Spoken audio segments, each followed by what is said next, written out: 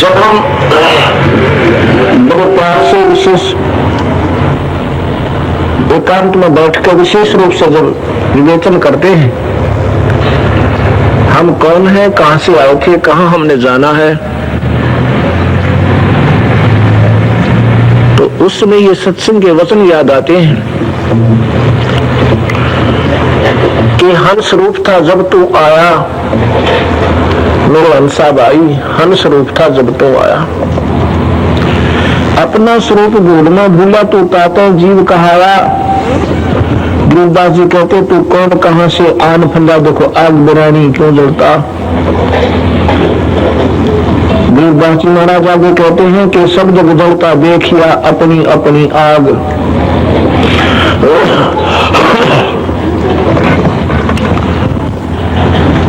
परमात्मा ने ये मनुष्य ईश्वर आराधना के लिए, अच्छे कर्मों के लिए दिया था। सत्संग की कमी से, संतों के अभाव से हम इसके महत्व को अच्छी तरह नहीं जान पाए, उससे पूर्ण परिचित नहीं हो, जिसका परिणाम ये निकला कि हमने ये सेकेंडरी सा काम मान रखा है। परमात्मा की भक्ति, सत्संग के अंदर आना हमने स्वाभाविक सा काम मान रखा था। टाइम लग गया तो देख लेंगे ना, कोई आत्मा है, भजन अपने घर पर हम कर ही रहे हैं। ये तो बिल्कुल सही बात है कि भजन तो हम घर पे भी कर सकते हैं, लेकिन सत्संग फिर भी जरूरी है। आप 2 महीने सत्संग मत सुनना और आप भजन भी करते रहना, इतना आनंद नहीं आएगा आपको, दिल्ली पड़ जाओगे। मनो कभी उठा लेगा, चल रिश्तेदारी में घूमे आए, वहां से आगे उठा ले जाएगा, चल पुराने दौर और फिर ठिकाओगे। ऐसे ही चक्कर में पढ़ते पढ़ते वहां रोटी भी ला लेगा और फिर जैसा था सुनना बहुत जरूरी है। क्योंकि यहाँ आने से जो भक्त आत्मा आपस में मिलन करती है, बैठती है, इनके अंदर हंस बंद कमाई होती है, भक्ति की अंश होता है।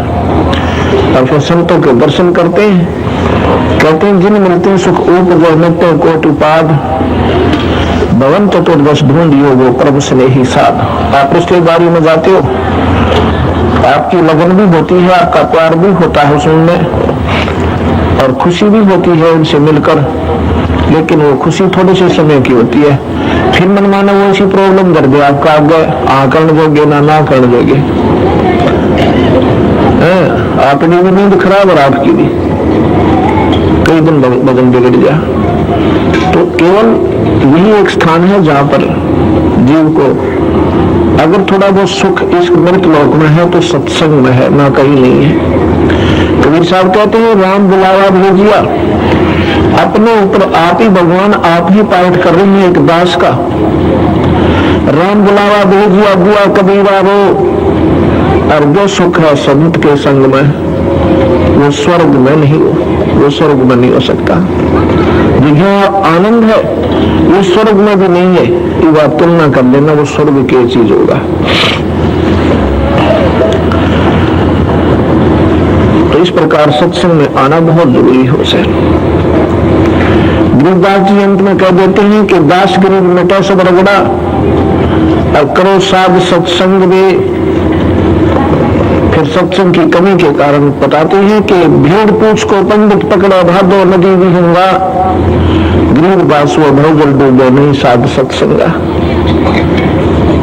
पंडित, ये कथित पंडित अगर होगा वो जीव को गलत मार्गदर्शन नहीं करता।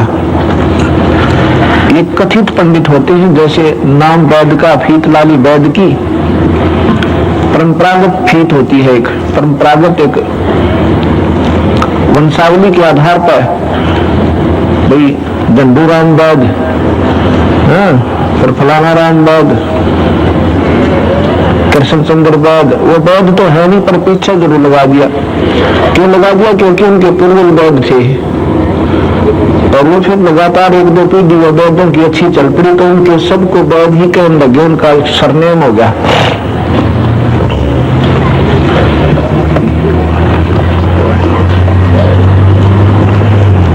लेकिन वो वैद नहीं है, नाम मात्र वैद है।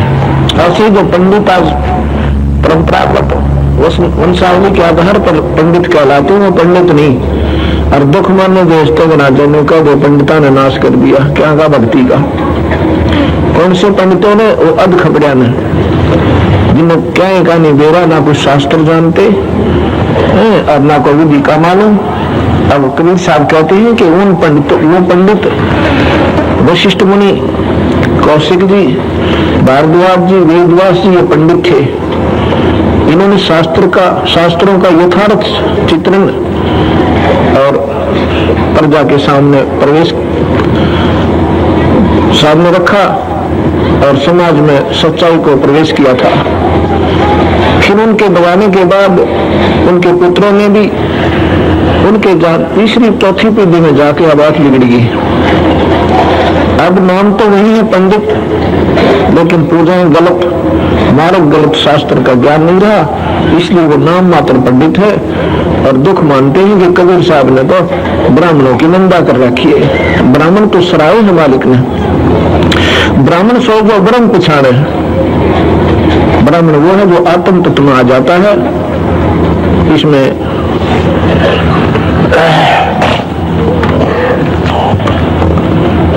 गीता जी ने पंडित की परिभाषा बताई है कि भाई पंडित वो होता है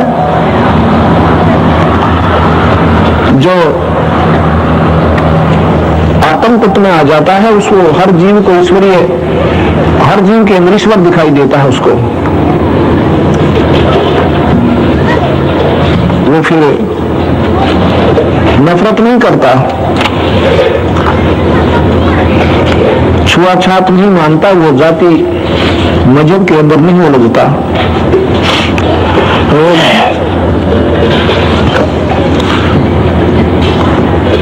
वो पंडित कहलाता है।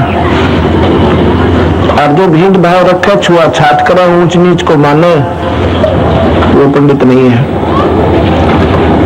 जो शास्त्रों का मर्मज ज्ञाता होता है वो विद्वान कहलाता है, पंडित नाम विद्वान का है। तो यह सतगुरु महाराज कहते हैं भेद पूछ को पंडित पकड़े, भादो नदी विहंगा। भेद पूछ ओछी साधना और पार होना है दरिया में से। उस दरिया में किसी ने बहका दिया कोई कि इस भेड़ की पूछ को पकड़ो, ये भेड़ पार कर देगी, और अच्छी तरह पकड़े रहना। अब सतगुरु महाराज कहते हैं कि नादान साधनाएं आपको डुबो देंगी, और डूबे पड़े सभी पत्थर बन गए, भूत बन गए, और फिर संसारिक लाभ परमात्मा की आदत से नहीं है। कर्माधार पर चाहे कोई सुखी है चाहे दुखी है। कबीर साहब कहते हैं कबीर इस संसार में समझाऊं कई बार, और पूछ पकड़ ले भेद की उतरा चावा तार। साधना तो कति गलत, और आशा लगा रखी हम तो पार हो जाएंगे, बेड़ा पार हो जाएगा। और जब दुख का समय आता है उसमें वो दुख अपना कैर ढाकर चला जाता है। उस पूजाओं से विचलित होकर फिर हम कहीं और भागते हैं, वो भी सारी फेल ही मिलती है। इसलिए सतगुरु महाराज कहते हैं कि हमने अच्छी साधना करते करते युग बीत गए, अब सत साधना का ढोल पीटा है सतगुरु महाराज ने कलयुग में आकर। और अब आपने इसको चूकना नहीं चाहिए, क्योंकि आपके कुछ सौभाग्य है जो आप सत्संग में आ रहे हो। ना आज के युग में और कौन सत्संग में आवे, क्योंकि आपके जो पुण्य है वो बहुत दबाव दे रहे हैं। अब जैसे प्रश्न चल रहा था कि हमारे समाज में ये ज्ञान नहीं रहा, ज्ञान की कमी के कारण भी जीव सत्संग के महत्व से अपरिचित है। दूसरे कर्मों की हीनता, सकल पदार्थ है जगमाई भाग बिना नर पावे नाई। अब कितने बड़े आसपास गांव भी हैं, शहर भी हैं, ये चंद आत्मा ही क्यों सत्संग में आ रही है। इसमें सतगुरु की विशेष रजा है कबीर भगवान की, क्योंकि यहाँ पर न कोई ड्रामाबाजी है, न कोई गाना बजाना है, और न कोई ऐसे मन को आकर्षित करने की ऐसा कोई हमने दमदमा रोक रखा। यहाँ पर कड़वी कड़वी दवाई और हृदय में इंजेक्शन दिए जाते हैं, और जो ये इंजेक्शन लगा गया उनका बेड़ा पार से। वो तो मीठी गोलियां है। रामायण को कहाँ छोड़ दिया लोगों ने जाकर। परमात्मा की कथा का बहुत लाभ होता है, पर मुक्ति लाभ नहीं होता।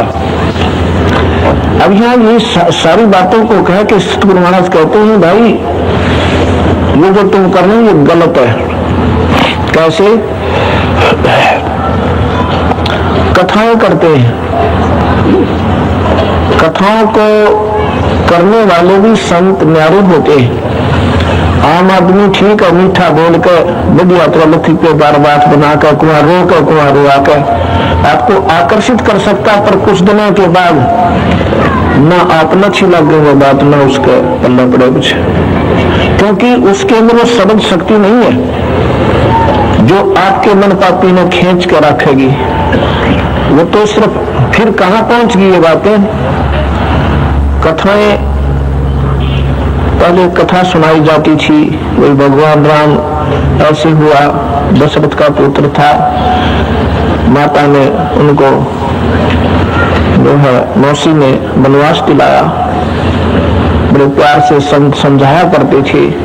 भरत का चित्रण देते थे कि भरत जैसा भाई ना हुआ शायद ना हुआ। उसने अपने भाई के लिए अपने राज को भी ठुकरा दिया था कि मैंने राज नहीं चाहिए, मुझे भाई चाहिए। राक्षस रावण ने सीता को उठा लिया, ऐसे कथा सुनाई जाती थी प्यार भरी, और वो अच्छी लगती थी। फिर क्या होता है, साथ में कहते हैं कि नहीं, इसको जो वो संत जो, क्योंकि 3 लोग के भी संत बहुत अच्छे हुए हैं, गोरखनाथ जैसे, जिन्होंने विद्वान पुरुष भी थे गोरखनाथ, क्योंकि आत्म तत्व जब जाग जाता है ईश्वर जीव के अंदर, अपने आप अनुभव वाणी जो है प्रकट हो जाती है, चाहे वो अनपढ़ है और चाहे शिक्षित है चाहे अशिक्षित है। विद्वान पुरुष थे, फिर मुर्दे तक को जीवित भी कर दिया करते थे। अच्छे संत बहुत हुए हैं। अब जैसे जिसने जो ट्रेनिंग की है, जो कोर्स किया, उसी लेवल का वो ऑफिसर बन जाएगा। इतने ही वो सिद्ध, इतने ही महापुरुष बने।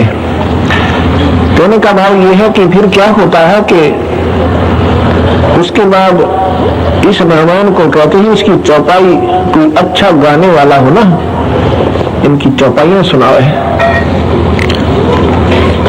चौपाई सुनाने के लिए अच्छे गले वाला ढूंढना पड़ा, जिसका गला बढ़िया हो, फिर वो चौपाई सुनावे और सब नाद लावे, और फिर ताड़ी पीटन लग जावे। फिर कहाँ पहुंच गया, थोड़े दिन में हुआ चौपाई भी कोने अच्छी लगी, ये मन बड़ा पापी है। शुरू में गाना सुनता था फिल्मी, बड़ा बढ़िया लगता, 2-3 बार सुनकर रिजेक्टेड, और दुख है। ऐसे ही इस मार्ग में, क्योंकि जब तक भक्ति अंश जीवन में प्रवेश नहीं कर किया जाएगा, तब तक ये मन डटा नहीं डटा है। एक बार बड़ा आकर्षित होगा, पर तीसरी बार आया भी कोई रहा। फिर ये रामलीला में क्या होने लगा कि इसको एक नाटक का रूप दिया हुआ, और उसको रामलीला का नाम रख के उसमें पहले मनुष्य ही सीता बनते थे, मनुष्य ही राम बनते थे। कुछ दिन तो वो ढूंढवा चाला, कुआ गांदे, कुआ नाचते, कुआ फिल्मी गाने पे, उन तो भी मन को ना डटा डटा। फिर कहते हैं नहीं, ऐसे नहीं, लड़कियां बनाओ।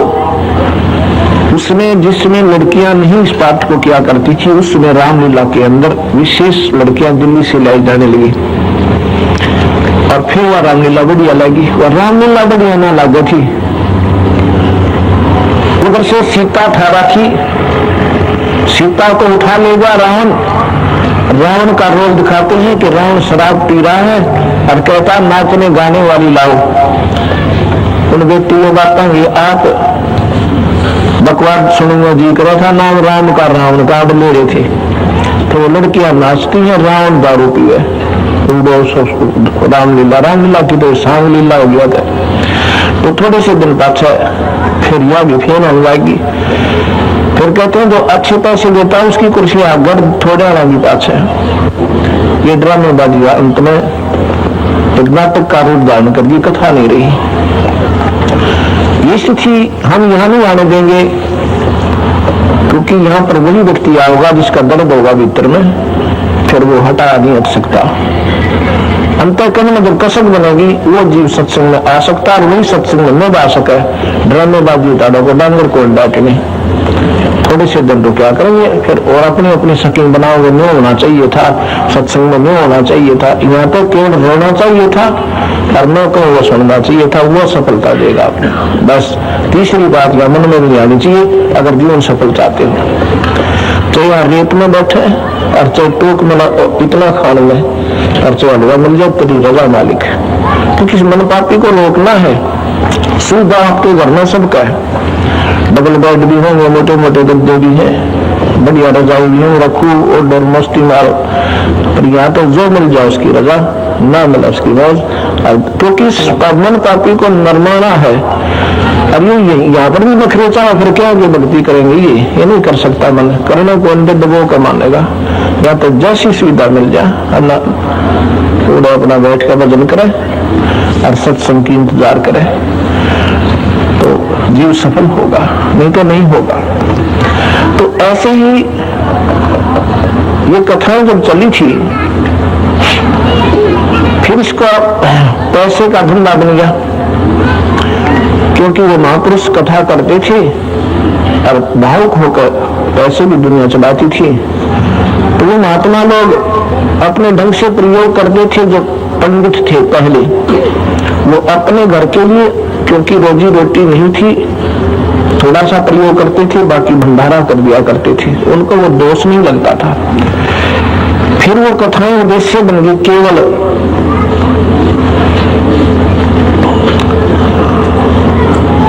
धन कमाने का, रोजी रोटी का धंधा बन गया। तो एक जैसे थोड़े से दिनों में इस कथा ने करनी बहुत हो जाएंगे। जैसे पंजाब के अंदर एक बार हम जान लग रहे तरवंडी भाई, वहां इसमें संगरूर में एक मोड़ का ऊपर गार्ड का टेंट और उड़ो ग्रंथ साहब का पाठ करने लग रहे, कति विचार बराबर में एक साइड सी में सिर्फ नो को उड़ो नीचे और वो बनेगा लड़चाल। तो ये स्थिति आ जाएगी आखिर में ये, क्योंकि बहुत अनमोल चीज है, इसमें आनंद आता है और कथा का रूप लाभ आपको उससे मिल जाएगा। लेकिन वो भी कथा बिना गुरु के आदेश के, बिना गुरु के हुक्म पर और गुरु के बिना नहीं करवानी चाहिए, वो भी आपको लाभ नहीं देती। पर हम इतना ज्ञान हमें होता नहीं, सत्संग सुन नहीं पाते, ये ड्रामेबाज लोग आखिर में ये स्थिति एक बार ले आऊंगे। क्योंकि अब थोड़े से दिन बाद से लोगों का आंख में लोग ग्रंथ साहब बात हमारे पाठ करते, चार बात सीख लेंगे भगवान जोगी, और फिर ये हो सकता है घर घर में पाठ आप करना चाहिए, क्योंकि हम आपको आदेश देते आप पाठ करो, अपने आप सुन, हमारा आदेश आपको। एक बार अपने ग्रंथ साहब को पढ़ ले, धीरे धीरे फिर उसका भोग लगा ले, दो चार घंटात्मा 10 किसी इकट्ठी हो उनको कर भी ले, भंडारा कर ले। लेकिन मूल लाभ होगा जब हम कहेंगे ऐसे पाठ कराने का। जैसे रोजाना हम अपने घर जोत लगाते हैं, आरती करते हैं, और कोई भक्त आत्मा है उसने रोटी खाना जरूर, चाहे कोई भी राह चलता भी हो, रोटियां नहीं लाता है। ये अपना नियम बना ले, बेशक हम शहर में रहे चाहे गाँव में रहे, रोटियां मना नहीं करा। चाहे कोई भी आ जा मांगनिया पैसे मांगने के लिए आता है, उसको मना कर दे ना भाई पैसा नहीं, रोटी खा ले देख। तो ये जरूरतमंद है, उसको कपड़े की आवश्यकता, उसका सिलवा दो। और इस तरह अपना कोई खेस कंबल की आवश्यकता है उसको दे सकते हो, लेकिन पूरी व्यवस्था देख कर, नहीं तो कंबल में जानते बेचेंगे, उन तो पौवा दिखा है कंबल में दिखता, तो वो नीच आत्मा जो है आप भी डूबे और आपके सामने भी रह करके पैसे ले जाएंगे। तो वो भी कोशिश करे, अवॉइड करे। तो प्रसंग वो चल रहा है कि पंडित जन इसको फिर रोजी रोटी का धंधा बना लिया। एक ने रामायण की कथा करी, 30 दिन में पूरी करी, अकोलना तो रोजाना 10-20 टाँगेंगे। पहले बहुत पैसे की शॉर्टेज थी, 30 दिन लगेंगे एक कथा में। और भाई उस 30 दिन में उसको कुल 30 रुपये आए। 30 दिन में 30 रुपये आए। माथे का हमारा बता भाई 30 दिन तक जब कथा करी, अच्छी दुनिया डूबी। और उसमें क्या होता है कि बदमाश लोग, नादान आत्माएं शुरू से हर जगह होती रही है। उसी गांव में जिस दिन उसने कथा का भोग करना था पंडित जी ने, उसी दिन वहां गांव के चंडाल से आदमियों ने सलाह बना ली कि नाचने गाने वाली लाएंगे। और उस दिन वो सांग रोक दिया जिस दिन उसका भोग लगना था। उसको तो 500 रुपया आ गए 2 घंटे में।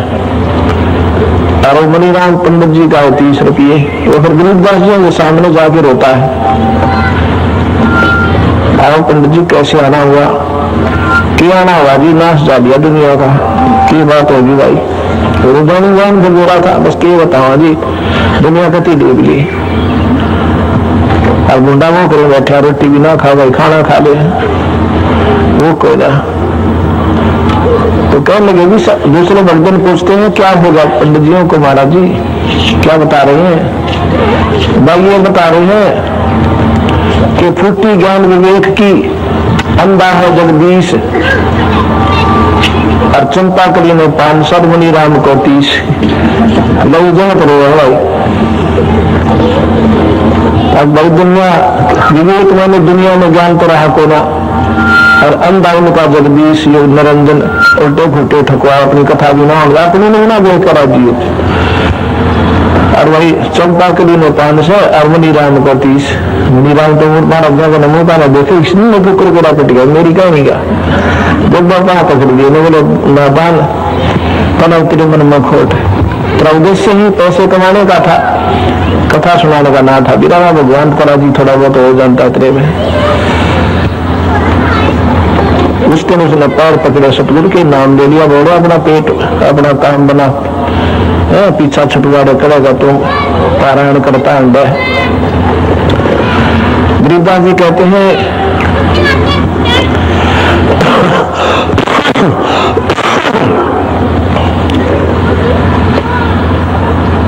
पारायण करते फिरते हैं घर घर घूम गवार, और जीव मुक्त के होंगे आप नहीं दीदार। पारायण करते अंधे हैं, दुनिया में पार करते फिरते हैं, कथाएं करते, पारायण कथा होती है। अगले इसमें करवा दें उसका बेड़ा पार से। अपने आप का तो पीछा नहीं छूटने वाला, और दूसरा ना पारायण करते आंडो। तो सतगुरु महाराज कह रहे हैं कि भाई इस नादान साधना त्याग कर जीव अपना मार्ग पर चलना चाहिए।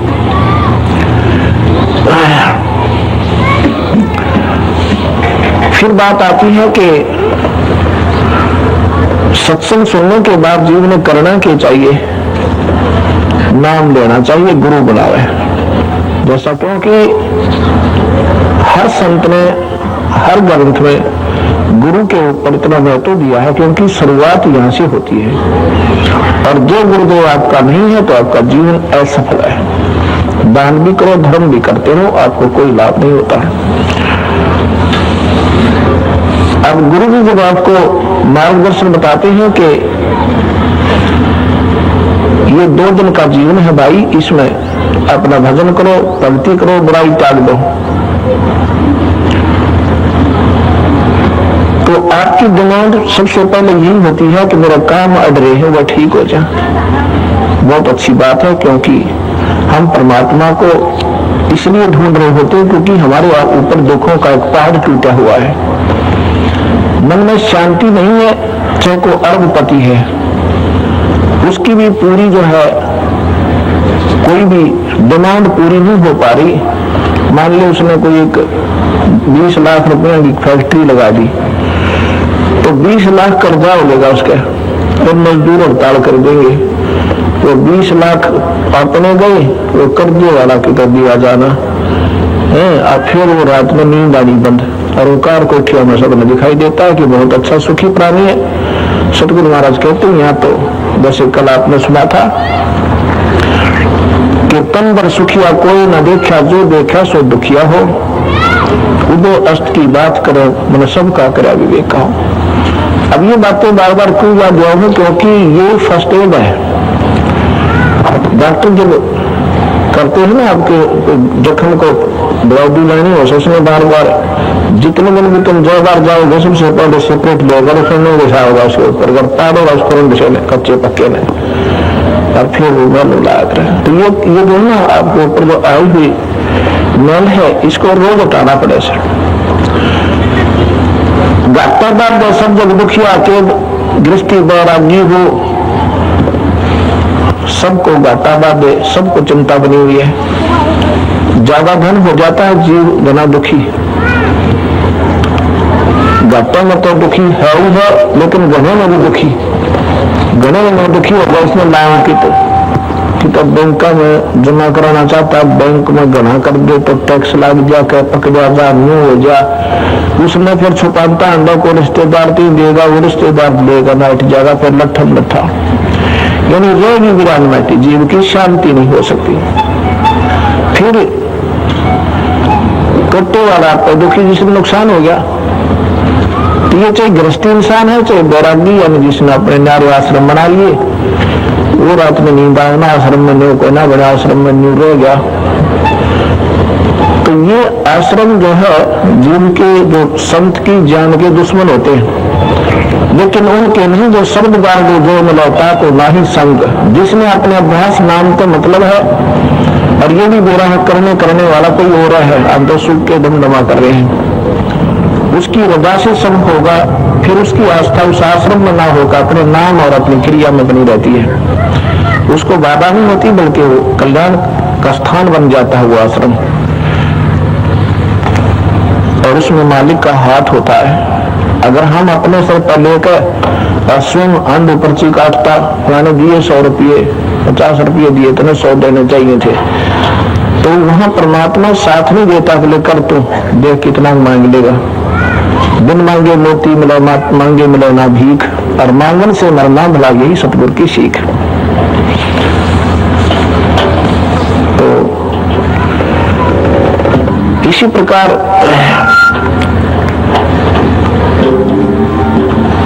बार बार हमने यही बातें बतानी पड़ती हैं जो कि आपको बहुत जरूरी है। फिर कहते हैं कि जंगन दुखिया जोगी दुखिया, और तपसी को दुख ढूंढा हो। ये साधु महात्मा मतलब सारे कष्ट में है भाई, जिनको सही नाम ना मिल रहा, ये सभी परेशान है, भक्ति उनकी ठीक नहीं है।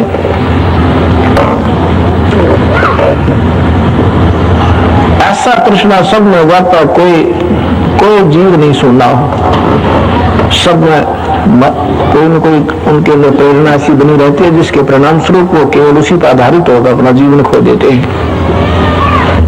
आप घर तक कर जाकर देखो, एक बार आप यहाँ भी आए हो और सोचा होगा कि मौसम ठीक सा ही है, कंबल की भी जरूरत को ना, अगर खेस भी ना लाओ तो सामने जरूरत पड़ गई और ज्यादा लग रहा भाई, खेस तो लाना ही चाहिए था, यानी आवश्यकता पड़ी ना उस चीज की, मन आपका डिस्टर्ब हुआ। ऐसे ही हर चीज की फिर रोटी भी चाहिए सामना। ध्रुवदास जी कहते हैं कि घर में छोड़कर चले गए बाजार, उसमें जंगल में, और सामने लगी भूख, और सर्दी आई, जब सर्दी ने भीगी बांधी तो सारी व्यवस्था करने के लिए वो फड़ी गई वाली को रजाई भरवाई, ना कंबल लिए 2-3, और क्या करते थे आग बाली, वास्तव में वापस ढूंढने का रूप बन गया हुआ आगे, बालत करके डरते, कोई जंगल में रहना, जंगली जानवर आगे के पास नहीं आते, क्योंकि उनको इसमें एक होती है ना दावानल, एक जंगल में आग लग जाया करे, उसको उनको डर होता है, वो आग उनको खत्म कर देती है, जंगली जानवरों को मार दिया करे, इसलिए अग्नि से बना पड़ते हैं। शेर चीते सब आग के नजदीक नहीं आते। एक तो कारण वो नहीं था कि जंगल में जाकर आग का बंटवारा रखते सारी रात, जंगली जानवर नजदीक ना आते, मच्छर माखी डांस ये उठ जाते, उनका बीच में बैठ जाया करते। ये भी ड्रामाबाजी होगी, गांव का गोरा ला का भट्ट 4 चौकर देगा, हर बीच में बैठ जाएंगे, तो तो सतगुरु महाराज ड्रामे आ गए, वो भी गलत थे जिन्होंने शुरुआत की कैसे, और ये तो 100 पे 100 गलत। वो तो चलो अपनी प्रोटेक्शन करके थोड़ा बहुत बदलने की चेष्टा करते थे, ये सिर्फ लोग दिखावा कर उनकी खातिर कभी सड़क का सहारा बैठेंगे। तो ये साधना गलत बताई सतगुरु महाराज ने, ये हानि करती है। दम करे डोंगर चढ़े अंतर जीने झूल, और जब जाने बंदगी करेंगे वो में सूल बबूल। दुनिया तुम्हें सोचा भक्त आत्मा बहुत अच्छी भक्ति कर रहा है, लेकिन ये तो अभी तुम्हें कहते बोल रहे हैं इनकी भक्ति श्रेष्ठ नहीं है, ये शास्त्र के अनुकूल नहीं है। गलत क्यों हुई? क्योंकि शास्त्र के अनुकूल नहीं है। और शास्त्र के अनुकूल जो साधना प्राणी करते हैं, वो गीता जी में लिखा वो राक्षस वृत्ति के लोग हैं। अब हमें क्या करना चाहिए? गुरु के ऊपर बात आती है, फिर आगे बताते हैं कि सच कहूं तो जग ना मानो, झूठ कहीं ना जाइयो, और सच्ची कहूं तो को मान करा जीना। और झूठी मैं नहीं कह सकता, क्योंकि झूठ तो पहला बूंदा उठ गया तो तेरी छुपा रखी लोगों ने। ब्रह्मा विष्णु और ये शिव जी दुखिया जिन्हें राह चलाइयो, ये ब्रह्मा भी दुखी और विष्णु भी दुखी, शिव भी दुखी। जैसे कल कहानी बताई थी, भगवान राम सारी उम्र दुखी रहा, सारी उम्र। कैसे दुखी रहा कि पहले तो सीता वनवास हुआ, सीता जंगल से उठी, लड़ाई रही 12 वर्ष, 14 वर्ष के वनवास जीवन में 12 वर्ष तो युद्ध करना पड़ा। युद्ध तो घंटे 2 घंटे करवा लिया आदमी ने, और 12 वर्ष लड़ना पड़ा उस भगवान ने अपनी सीता छुटवाने के लिए। उसके बाद सीता जी की परीक्षा लेकर घर ले आए, अग्नि परीक्षा, आग में बैठा दी। अगर तुम निष्कलंक है राम के पास सोकर तो आग नहीं जलेगी, आग में अग्नि में। अगर ऐसा नहीं है तो तुझे आग भस्म कर देगी। भगवान ने स्वयं ये सोचकर परीक्षा ली थी। वह आग में भी बैठ गई बेचारी, नहीं जली, प्रसन्न होकर घर ले आए। भगवान राम एक दिन रात में अपनी नगरी में वेश बदल कर घूम रहे थे। पर राजा लोग बहुत दयालु होते थे, आम व्यक्ति की बात पर विश्वास नहीं करते थे जो उसके राजकीय अधिकारी होते थे। कभी गलत मुझे गाइड कर रहे हो, मैं पाप का भागी ना हो जाऊं। नगरी में घूमा करते थे, सबके घर के साथ साथ में सुनते जाते थे किस घर में कड़ा हो रही है, किस कारण से कोई दुखी है, कोई रोआ है, चैन पे सोआ है। ऐसे एक धोबी अपनी पत्नी में कूटने लग गया और कह रहा है कि मैं दशरथ का पुत्र नहीं हूँ। 12 वर्ष सीता रावण के पास रही और घर में रख ली छाती के लगा के। तो कहाँ रही 2 दिन? वो कहती है मैं अपने घर गई, माँ के पास गई थी। मैं नहीं मानता, तो 2 रात बाहर रही है, तो कल सुबह यहाँ से चलती कर दूंगा, मैं रामचंद्र जैसा नहीं हूँ। ये बात रामचंद्र जी ने सुन ली, अगले दिन सीता घर तो निकाल दी। अब यह सदगुरु महाराज कहते हैं बतावे भगवान का आचरण करेगी तो क्यों कर करे। जिस परमात्मा ने सेल्फ कॉन्फिडेंस नहीं, अपनी पत्नी को आपका परीक्षा लेकर आग में नहीं जली, और वो तो फेल, और एक धोबी कह दिया पक्की, अब सच्चे न कदे में वो गर्ता निकाल दी। अमीन भगवान के गुण गाया करते सुना करते, जिसके परिणाम स्वरूप हम जो है फेल हो गए। फिर सीता घर से निकल गई बाहर जाके, और पेट में बालक, बता गर्भवती औरत को तो विशेष प्रोटेक्शन की और व्यवस्था की आवश्यकता होती है। ये भी भगवान को निर्दयी को होगा, दयालु को मर्यादा पुरुषोत्तम या के मर्यादा थी भाई, मर्यादा हिसाब की हुआ करे। उस धोबी ने बुलाता, हाँ भाई के कारण से क्यों रोड़ा सो था घर में, और उसने भी समझाते कि दयालु थे तो बेटे कोई बात ना, घर में सारे बाल की बात हुआ है, लड़ा नहीं करते। उसने भी समझाया भाई क्यों होगा, तो रोज कुत्ता के कुआं में पड़ा कि तो जाओ अपने घर, रोज लटखान लाग रही। अब धमका के खबरदार जा आठना था। उसके बाद तो राजा का यूं काम था, वो 8 ना लाओ उसको दे गए। उसके प्रतिफल में आया तो मुकदमा में ले लिया, वो घर पे काट दी सीता। पेट में बालक, वह बेचारी पड़ती उठती है। शुक्र ऋषि लोग महापुरुष होते थे, वहां जाकर वाल्मीकि कुटिया का पड़ जाती बेहोश हो गए, पैर टूट जाओ तो घर को चाला घर छोड़कर, जरा सी बात नहीं होती। आदमी छोड़कर चाल कर देखो, कुछ तो चिंताएं अपने आप को कोसती हुई देखे वो कर्म, वनवास हुआ, वनवास में रावण था ले गया और सारी उम्र रोक 14-12 वर्ष रोक काटे, और एक घर वियोग, पति वियोग, अब मैं चिंता करके वहां गिर गई। वाल्मीकि जी आते हैं, उठाते हैं, बहन बेटी उठो। अब जब होश में आती है फिर घबरा जाती है कि मैं तो गलत जगह आएगी, कहीं मेरा कोई आने ना पहुंचा दे, जंगल में वैसे हो। तो वो कहती है बेटी घबरा मत ना, अब तूने सोच अपने बाप के पास आ गई, और ये तेरा घर से बेटी 2 रोटी जिसी मन में मिलेगी तुझे भी मिलेगी। तो फिर वो बताती है कि मैं ऐसे ऐसे पूछने से पता कि फिर उसको माता कह के पुकारते ऋषि जी, क्योंकि वो विष्णु के भगवान राम की पत्नी थी। अब ये सुगुरु महाराज कहते हैं कि ये जो कथा, ये ज्ञान, ये सुखी कहाँ हुए बेचारे, क्योंकि अब ये विचार करना पड़ेगा। जैसे कल हम बता रहे थे, तुम कौन राम का जपते जापन, अर्थात कटे ना तीनों तापन। हमारे कबीर साहब की सत्संग को शुरू करने से पहले हमने भूमिका बनाने में 2 दिन लग जाते हुए, क्योंकि हमारे समाज में ये ज्ञान भी श्रेष्ठ नहीं है जिसकी हमारे समाज में आवश्यकता थी। अगर ये ज्ञान भी सही होता, वेदों लेवल का और गीता जी के आधार का ज्ञान अगर सही होता, तो बिल्कुल हम आगे की पढ़ाई शुरू से कर देते। आप सबको ज्ञान होता, आप बिल्कुल पकड़ जाते, बात सही है, ऐसा ही है, बिल्कुल ऐसा ही है। अगर वो सही सुना रखा होता, अगर हमारे समाज में ये पत्र पूजा, देवी देवता पूजा पहले बंद होती, तो सतलोक की मार्ग में घनी देर ना लगती, अब जल्दी कैच कर जाते, क्योंकि वो तो पहले आपके हटा हुआ होता और दूसरा ज्ञान कंप्लीट होता।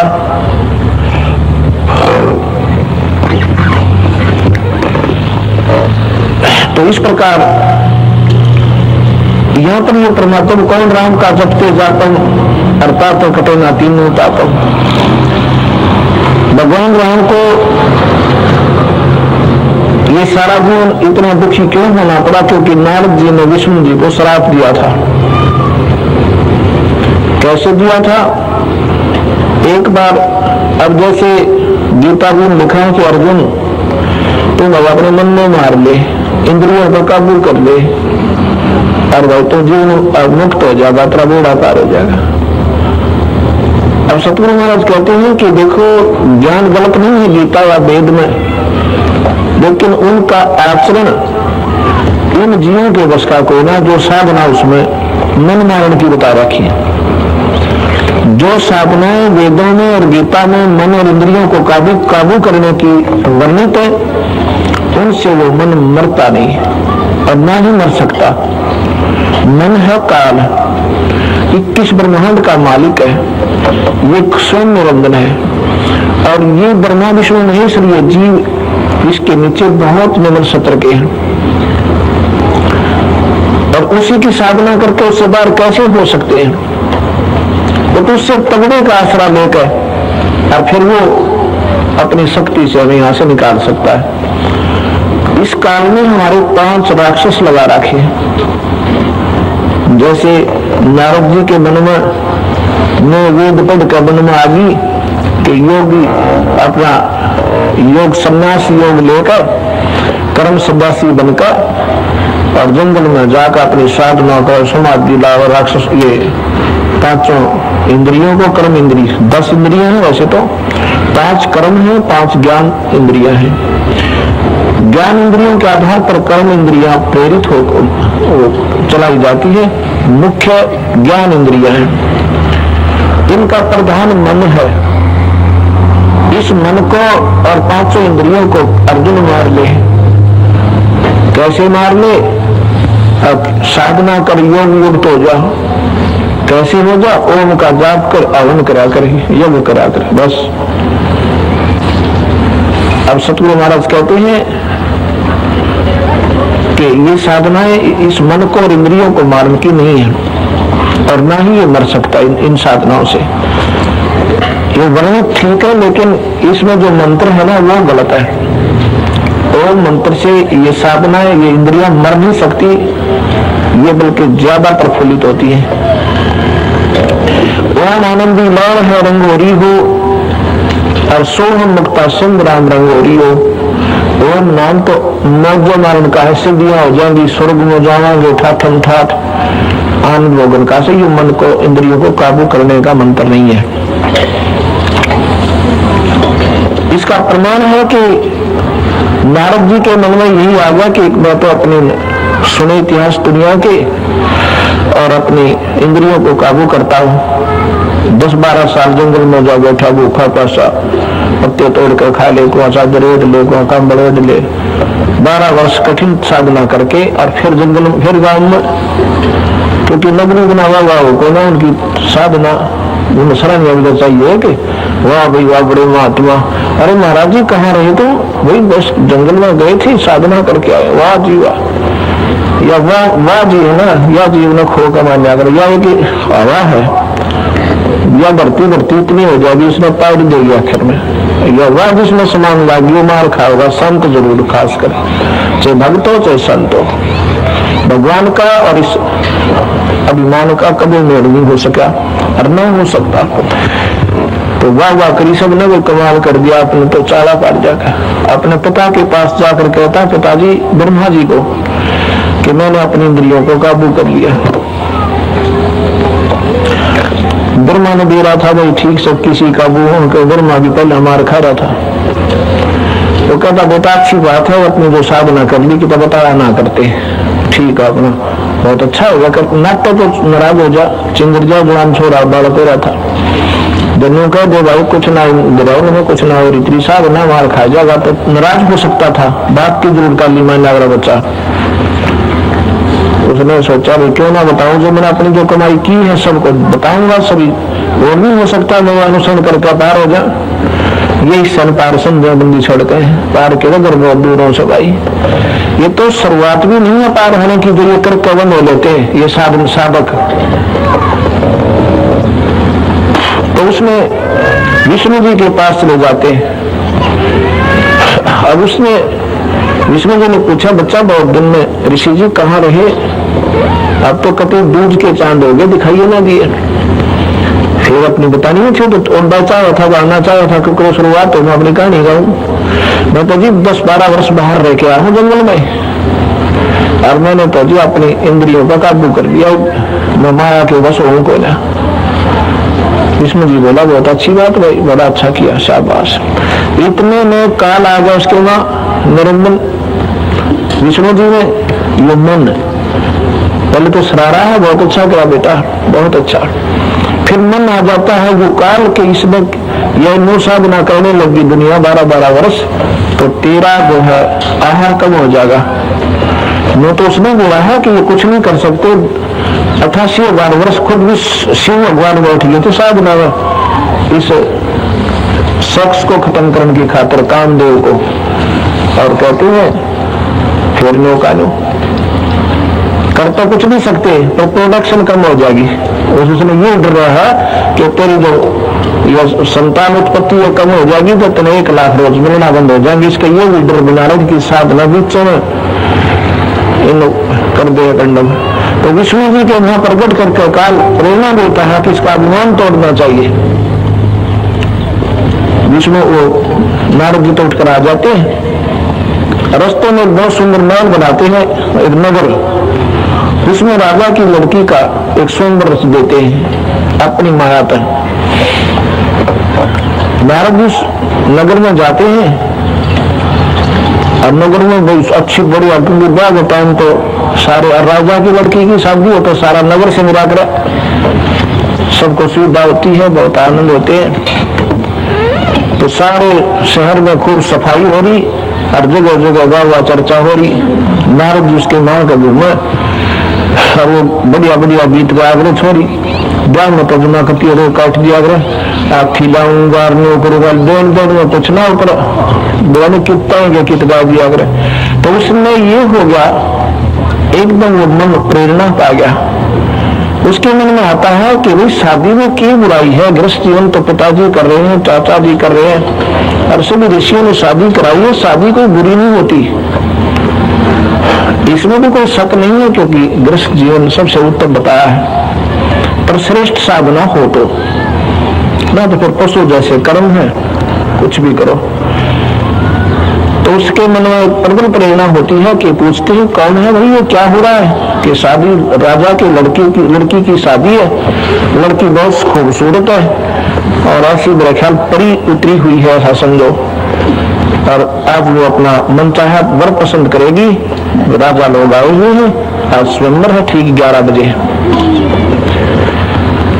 इंद्र ने उसने नारद जी ने सोचा कि तेरे को लड़की ऐसे इस वेशभूषा में, इस शकल में पसंद नहीं करेगी, क्यों ना भगवान विष्णु से उनका रूप ले लूं टेम्परेरी, और शादी हुई पाछा उल्टा दे दूंगा। उसने ऐसा ही सोचकर बाहर जाके एक बनी में भगवान की आराधना करते, विष्णु जी प्रकट हो जाते। कहते कैसे याद किया ऋषिवर? विष्णु जी बोले, नारद जी कहते हैं कि भगवान मैं आपसे एक प्रार्थना करना चाहता हूँ, एक मेरी विनती है। गिड़गिड़ावा में कति हक देना हक बोल भाई की बात से। अब महाराज जी मैंने आज तक आपसे कुछ नहीं मांगा है, कोई बात नहीं मांगो, फिर आज मैं कौन सा मना करता हूँ, अपने वचनबद्ध हो जाओ, कई बात बिगड़ जाना हट जाए। अच्छा बेटा था होगा, वचनबद्ध बोल के मांगा, वचनबद्ध होगा। मैं बोला जी मैं शादी करवाऊंगा और इस राजा की लड़की से करवाऊंगा, मुझे अपना रूप दे दो। तथास्तु भाई, तथास्तु कर दिया। उसका बंदर का मुंह ला दिया, बंदर का। हरि संस्कृत में बंदर को भी कहते हैं, हरि का रूप चाहिए मुझे। अच्छा लो भाई बंदर। अब नारद अपने मन में ये सोच रहे थे जैसा खूबसूरत आज कोई भी को जाके उसमें जाके मंडप लगा हुआ था, उस मंडप में बैठ जाता, कुर्सियों के ऊपर जचकर। लड़की आती है वरमाला हाथ में लेकर, नारद ने जो पार करी उसके तो दुकड़ टुकड़ होगी, क्यों बात हुई, लड़की ने देखा नहीं के चक्कर है। वहां से उठा, दूसरी आगे एक सीट खाली थी उस पर जा बैठा, वहां से भी पार कर गया। फिर देखता है बात तो बिगड़ गई, उस तो भी आगे जाकर कुर्सी में भी नहीं बैठा, खड़ा होगा। वह लड़की 10 कदम उल्टी होकर फिर आगे पार कर जाती है। फिर एक साथी वहां बैठा हुआ कोई राजकुमार को क्यों खेल था उस मालिक का, उसको दर्पण दिखाता है और शीशे में जब देखा हुआ अपना मुंह, अब नारद की सुई तो सो कर गई, खूब लाल होगा। अब देख इतने में भगवान स्वयं विष्णु आकर सिंहासन खाली था उस पर बैठ जाते और वह लड़की जो है उसके गले में वरमाला डाल देती भगवान विष्णु का, क्योंकि वो स्वयं लक्ष्मी थी, ये खेल कर रहे थे। अब देखा भगत जी कितनी साधना कर कहा उसकी परीक्षा पे ले जा, तो उसने वो उसको गुस्सा होकर के कहता छलिए तू सदा चलता है, रास्ते में मैं भी नहीं बख्शा, अब तुझे मैं श्राप देता हूं कि तू सारी जीवन अपनी पत्नी के योग में बिताएगा।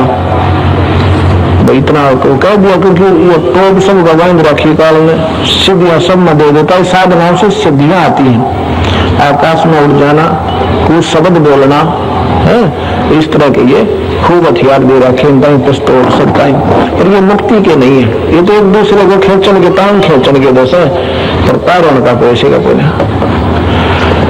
उसका परिणाम भगवान रामचंद्र जी ने, विष्णु जी ने रामचंद्र बनकर और सारी उम्र सीता योग में बताया।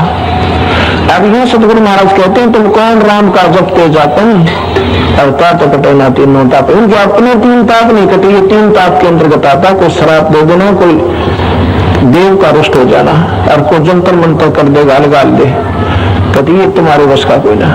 ये भगवान आप अपने शराब को नहीं काट पाए, अपने 3 ताप से ये भी पीड़ित रहे, इसलिए सिद्ध हुआ कि ये भगवान सुखी नहीं कर सकते। इन्होंने सिद्धांत बताया है कि ऐसे करते रहो स्वर्ग चले जाओगे, कर्म के दंड को भोगना पड़ेगा, अच्छे भी और बुरे भी, लेकिन बंदी छोड़ भगवान कबीर साहब कहते हैं जंगल राजा से डरे और नटो कर्म के लेख, अग्नि अबल कबीर है वो कुल के सतपुरुष। उस परमात्मा सतपुरुष का भजन करने वाले प्राणी के कर्मों के दंड भी कटते हैं, कर्मों के लेख बदल जाते हैं। आपके लेख बदल गए, आप क्या कर रहे थे, आपके जीवन का खूब ज्ञान है। बेशक चाहे कोई शराब भी ना पीता हो, बीड़ी भी ना पीता हो, फिर भी जीवन व्यर्थ था आपका। ये कर्म के लेख बदल कर मालिक ने और आपके सुलेख लिख दिए, अपनी कलम तो अपनी ताकत है, लेकिन ये बदल नहीं सकते। इन्होंने पहले ही जीव का इतिहास लिख रखा है, वो ऐसे ही करेगा, ऐसे ही करेगा। भक्ति भाव का है, तीर्थों चक्कर काटेगा, गंगा में गोते लाएगा, श्राद्ध का डा करेगा। इसको चेंजमेंट नहीं कर सकते, ये कर ही नहीं सकते। जैसे इतने बड़े विद्वान लाखों लोगों को संबोधित करते हैं भक्तों को, क्या वो बदल नहीं सकते? उनकी दिशा को नहीं बदल सकते, क्योंकि उसका हुक्म नहीं है। वो बदलने कौन दे? ना तो उनके मन में, तुम कह के मन में सच्ची स्वीकार कर ले, ये ज्यों का त्यों ही जाकर और फिर ठोक देता ठाक नरक में काल भगवान। अब जैसे ये कथाएं काल ने पहले लिख रखी है, हर कलयुग में, हर युग में, सबकी न्यारी न्यारी। उसमें ये जैसे आप विष्णु है, ये विष्णु भी बदल जाता है जब एक लंबा समय है इनकी आयु का। उसके बाद ये आत्मा विष्णु नहीं रहेगी, ये अपने कर्मों में बिगाड़ कर 84 में चली जाएगी। नया विष्णु बनाएगा, वो काल अपने घर पैदा करेगा, जो महाप्रलय के बाद सृष्टि पूर्ण रचित होगी। और वो काल करता है अपने हिसाब से इस काल सृष्टि को। ऐसे ही हर युग में हनुमान आता है। हनुमान कोई व्यक्ति विशेष नहीं है, जीव विशेष नहीं है, इसमें वो जीव बदलता रहता है। जैसे नेक्स्ट जो त्रेता युग आएगा उसमें हनुमान फिर आएगा, राम भी युग का आएगा, विष्णु को ऐसे श्राप होगा, लेकिन वो अलग होंगे। हनुमान दूसरा होगा, वो आत्मा दूसरी रोल करनी होगी हनुमान का, क्योंकि ये हनुमान भगवान कबीर साहब से नाम लेकर अपना कर्म बना चुका है। ये हनुमान जो था इस युग का, त्रेता युग वाला, ये कबीर साहब उसमें मनिंदर नाम से आए हुए थे। ये कहानी समय आने पर आपको सुनाएंगे। ये अपनी मुक्ति करवा चुका है और नेक्स्ट हनुमान काल फिर बना देगा। ये तो एक रोल देता है जीव को। अब इसका बताता हूं कि पहले, सबसे पहले ये जब ये युग शुरू होता है तो ये सारी कथा, ये फिल्म पहले निर्देशित होती है, तैयार होती है, उनका ज्ञान होता है।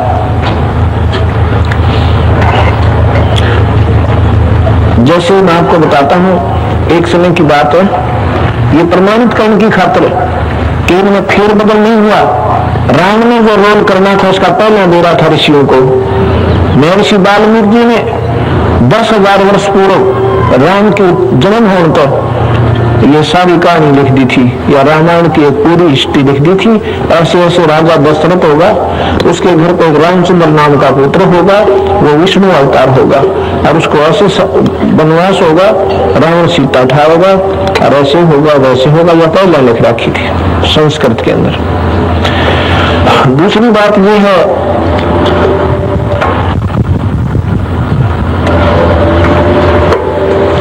कि एक समय की बात है, अब सतगुरु महाराज कहते हैं, ना तो सुरपति दुखिया, भूपति दुखिया, रंग दुखी बपरीति हो, कहते भी और सब दुखिया, एक संत सुखी बन जीती हो। अब सुरपति कैसे दुखिया? सुरपति कहते हैं इंद्र को, देवताओं का राजा, सुर माने देवता और पति माने स्वामी, देवताओं का स्वामी, और इंद्र भी दुखी। एक समय की बात है, इंद्र का ब्याह होना था अहिल्या के साथ। इंद्र, वैसे तो इंद्र की एक पत्नी होती है जो कंटिन्यूस चलती है, उसको सची कहते हैं, लेकिन ये मन इतना है, इसको सब्र नहीं है। जिसने ज्यादा सुविधा हुई ना, उसने कई ब्याह करवाए ना। भगवान कृष्ण ने 8 तो ब्याह करवाए, 16,000 और बताओ। एक राजा की किसकी लड़की थी वो ले आया, उसने बंद कबा की थी औरतें। और फिर ऐसे ही इंद्र ने और शादी करवानी थी, और उस दिन उसकी मंगनी होनी थी, टीका। और पंडित जी मुहूर्त का भाग रहे। अब ये सारी बात में दवा रखी है कि भाई ये मुहूर्त, ये घड़ी, ये समय, यो नक्षत्र, नून बाया नून बाया नून, और जब वो ब्याह हो तो पार होना तो कभी नहीं। अरविंद छोड़ कहते हैं, भाई ये ड्रामेबाजी से कर्म रेख टारी नहीं तरे, मेरे साधो भाई कर्म रेख टारी नहीं तरे। कहते हैं वशिष्ठ मुनि से तत्वता योगी शोध का लगन बरे और सीता हरण मन दशरथ का वो बड़ बड़ राम फिर भगवान रामचंद्र जी का जो ब्याह हुआ धनुष तोड़ दिया, 2 दिन ब्याह को लेट कर दिया वशिष्ठ मुनि जी ने कि अभी लगन ठीक नहीं है, फलाने दिन परसों चौथे परसों तीसरे दिन इस मुहूर्त में इस नक्षत्र में अब ये ब्याह हो तो बात बिल्कुल सदा सुखी रहेंगे बच्चे।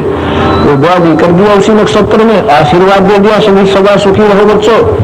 और फिर महादुख हुआ। सतगुरु महाराज कहते हैं कि वशिष्ठ मुनि से तत्वता ज्ञानी शोध का लगन करे और फिर सीता हरण बन दशरथ का और बन बन राम पर ब्याह उनके कर टूट गया, बाप मेरा वनवास हो गया और वह सीता उठी, सीता हरण सीता का हरण हो गया। ऐसे ही जब ब्याह होने वाला सगाई होनी थी इंद्र की तो सभी देवता लोग वहां पर विराजमान थे। इंद्र का सिंहासन लगा हुआ था, इंद्र अपने सिंहासन पर बैठा है। उन्होंने देखा कि अभी तो वो लड़की वाले आ नहीं रहे। इंद्र अपने सिंहासन पर उठकर इतने में उनके गुरुदेव गौतम जी आ जाते हैं। इंद्र ने अपना सिंहासन अपने गुरुदेव को दे दिया कि बैठो गुरुदेव, क्योंकि इतना आदर करना होता है। आप बाहर नीचे लगी कुर्सियों पर बैठ जाता है, आम देवों के साथ लगी हुई। उसमें इतने को कायम हो जाए वो घर अंदर चला जाता है अपने महल में। इतने में पंडित जी आगे देवता ये सारा दुखी करो, फटाफट में बोला बस नक्षत्र निकलने वाला था, जल्दी से बताओ छोड़ा कि मिंडिया करोड़ा आग देखा ना था, देखा ना बस मिनट 4 हो गए। इसे गौतम को तलब कर दिया गुरुदेव को, केंद्र के सिंहासन में बैठा था। अब गुरु जी का क्या होगा, सारे गुरु जी ने सोचा तो गुरु का आदर कर रहे होंगे, ठीक सा पहला गुरु को विशेष आदर दे रहे होंगे, उसने न सोची तो सारा काम तलक होकर बार वो सब कुछ करके पंडित जी का बैठ गया। कोई पैसे करो भंडारा खोलो, इतना इंद्र आओ भीतर पे गुरु जी को क्या कराए बैठे। उन्हें सोचिया क्या कहानी बनी भाई। तो फिर कहते हैं देवता लोग कि जी आगे है लड़का, और पंडित जी फिर देखा नौकर का लड़का बात हो चुका, वह किसका कर दिया। तो गुरु जी थे भी कैसे लगभग जो होना था होगा, मुहूर्त निकलेगी, कुछ नहीं हो सकता। 12 साल को संयोग को ना 12 साल की किले का संयोग को ना 1-2 दिन फिर चलो फेर बदल हो जाती। अब वो काट दिया टूटा, इंद्र देखा मौका ना बा गुरु जी का। ठीक है, उल्ला की शादी गौतम जी के साथ हो जाती है। अब यही उसके मन में खोट आ जाता इंद्र के, लेकिन संयोग जुड़ जाता है, फिर वो के नाते बदल जाते हैं और हमारी भावना भी बदल जानी चाहिए। पर उन देवताओं की भी ना बदली। ऋषि के मन में, इंद्र के मन में यही आई कि मेरे साथ ही शादी तो होनी थी इसकी, ये तो बोलता और इसे, लेकिन होनी थी जैसे भी मना था। अब वो उसकी माता थी, गुरु की पत्नी थी। अब वहां भी उसके धीरज नहीं रहा, बदमाशी की नीति बनाता है। कहते हैं गौतम ऋषि सुबह स्नान करने के लिए वक्त से और वहां पर दरिया के किनारे जाते थे। स्वर्ग में गंगा बह रही है, स्वर्ग में भी, और वहां घंटों तक 2-2, 3-3 घंटे बैठ के ईश्वर आराधना करते थे।